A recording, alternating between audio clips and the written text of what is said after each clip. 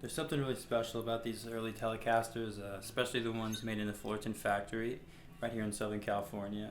Something about the way the weight feels when you play them, something about the neck, something I've never felt in any other guitar that I've owned or played for that matter. And I just feel really lucky to be able to own one.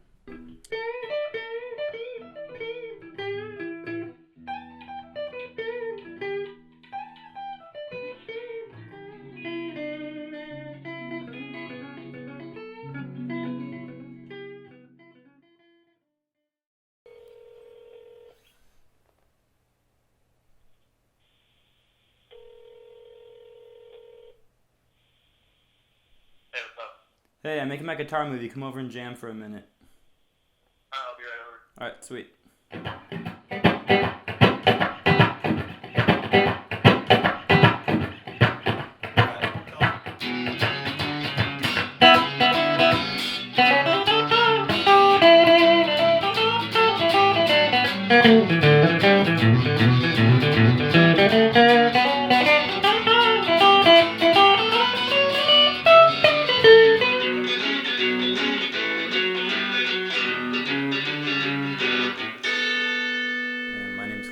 And I play a 1951 Fender Telecaster. So how I acquired this guitar is kind of a funny story. I had been looking for one for a while. After owning a lot of guitars, I just never quite bonded with any of them like I'd like to. And I looked at a lot locally, at local shops, local ads, and picked them all up and played them all. The weight never felt quite right. And just the way they sat in my hands wasn't quite what I was looking for. And I saw an ad online actually in Los Angeles.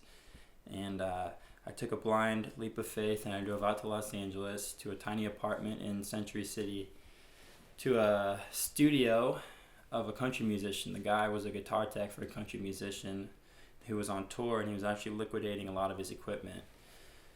And as soon as I saw it, I just had a good feeling about it. I picked it up. The weight felt just right in my hands, and the neck felt just right. It fit my hand perfectly. Played a couple chords and I knew I had a good one.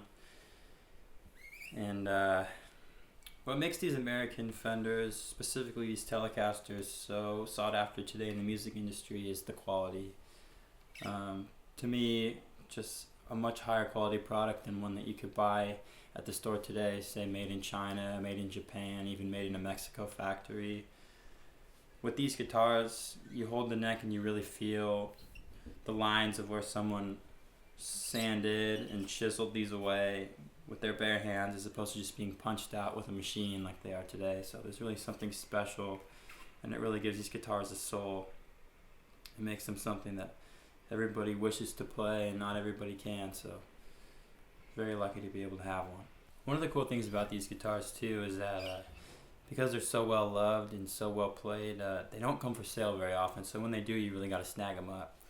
And one of the cool things is that not only is it a great guitar to play, great guitar to use, but it's also a great investment because the person before me had this for however long.